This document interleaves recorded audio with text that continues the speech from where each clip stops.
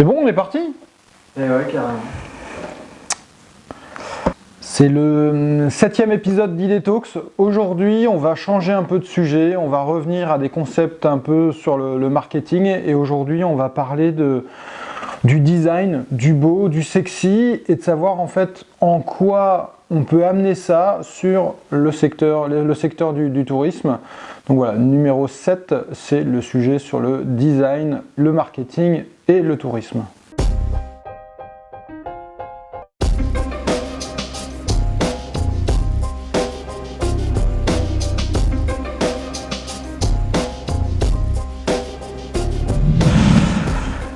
Alors pourquoi je vous parle de ça aujourd'hui? Il y a quelques jours, j'ai animé un atelier, une table ronde à la Chambre de commerce et des métiers de Grenoble sur la question des opportunités business en matière de tourisme durable en Isère et dans les Alpes de manière plus large. Et sur une table ronde, il y a un gars qui s'appelle Jérôme Charles qui dirige un nouvel établissement hybride qui s'appelle le Mountain Hostel dans la station de Eauze en Oisans, qui prenait la parole pour présenter justement son engagement en matière de développement durable et qui présentait le concept de son hostel.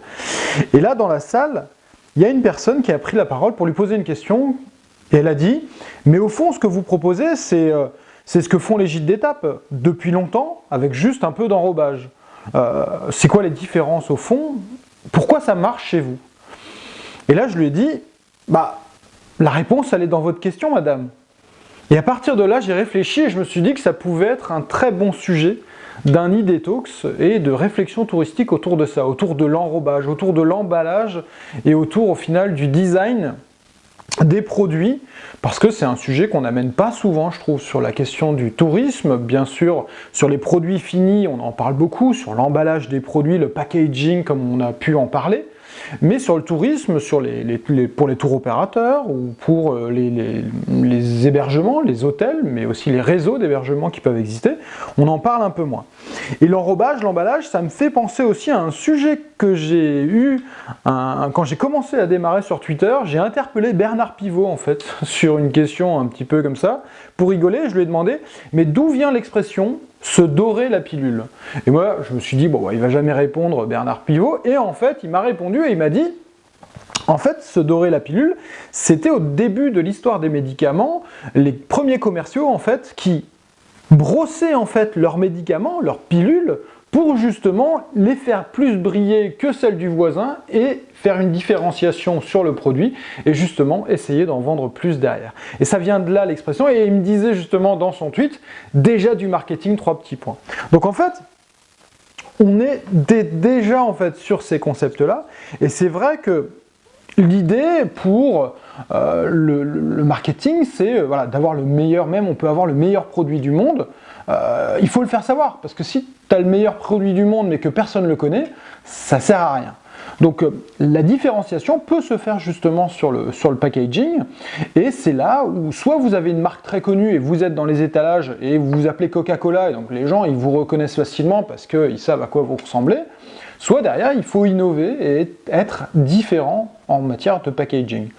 Et là on voit souvent des marques un peu premium dans les supermarchés qui sortent du lot, les yaourts ou les produits qui s'appellent Gou par exemple, qui sont des produits un peu au chocolat, je ne sais pas si vous connaissez, les Deux Vaches, mais aussi Michel Augustin, qui ont des produits, des packaging très très forts, et aussi on voit la différence sur les belles bouteilles de vin ou les belles bouteilles d'alcool. Donc tout ça, on peut voir la différence. Il y a Monoprix aussi, qui depuis 2010, je crois 2011, ont lancé un packaging très très fort en fait avec les grandes lettres en caractères du pop art sur lequel ils vont faire des jeux de mots un peu forts, comme par exemple on a tous un côté Fayot sur sa boîte de haricots blancs. Et en fait, ça marche, ça cartonne bien. Et c'est pas non plus uniquement sur les produits premium. Donc je reviens un peu à l'exemple de Mountain Hostel à Eauze en Oisans, et c'est vrai que lui, il est complètement dans la lignée de ces nouveaux hébergements hybrides, avec les auberges de jeunesse comme on peut en avoir qui explosent un peu dans les grandes villes, dont à Paris, où on était très en retard sur la question justement. Et l'idée c'est de remettre au centre de l'hébergement non pas la literie et les chambres d'hôtel, mais bien les lieux de vie, de rencontre entre les personnes pour qu'on ait vraiment une vraie expérience. Et ça répond complètement à des tendances fortes aujourd'hui du marché. Bien entendu, sur ce que cette dame avait dit, les valeurs et la proposition en fait de produits des gîtes d'étape, c'était ça à la base. C'était justement de recréer du lien entre les participants qui allaient dormir dans un gîte d'étape. Mais là, la différence, c'est que c'est design, c'est sexy, c'est attractif. Vous verrez sur les photos qu'on va présenter. Alors que les gîtes d'étape, c'est clairement poussiéreux comme marque. Et c'est là où on a une importance aujourd'hui d'essayer d'innover dans le design et bien sûr dans la communication qui va avec.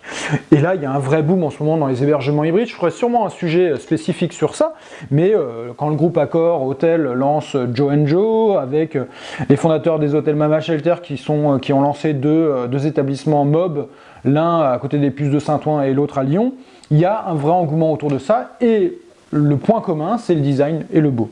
Et je lisais un truc qui disait: l'esthétique et le design influencent la perception de la qualité du produit, de la personnalité de l'entreprise et de l'identification des valeurs qu'elle véhicule.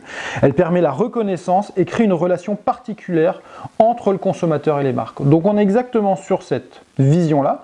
Après, bien entendu, derrière l'enrobage, il faut une cohérence sur la qualité de la prestation, la cohérence des valeurs qui veulent être partagées. Et là où c'est très important, c'est aussi l'implication et l'imprégnation des ressources humaines et du staff en fait dans ces hébergements ou dans un tour opérateur sur la qualité du produit qui sera proposé. Donc cette cohérence-là, elle est très importante. Jamais de promesses sur le design, sur la qualité, si derrière, il n'y a pas de suite dans la réalité.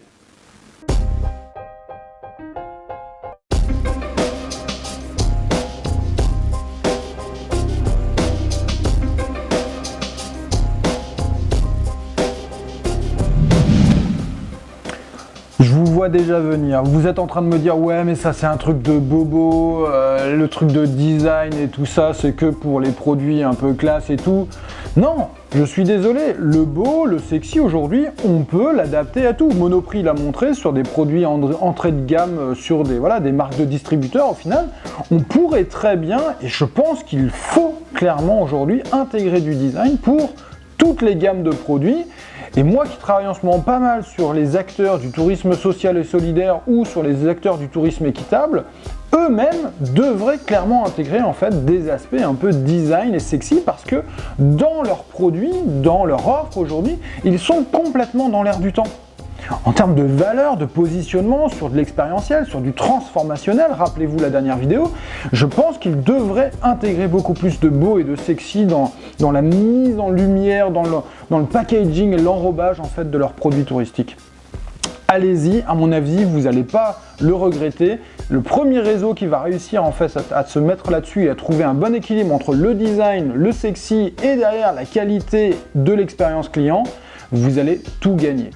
N'hésitez pas à réagir sur les commentaires, j'attends vos réponses et bien sûr abonnez-vous à la chaîne YouTube. Merci.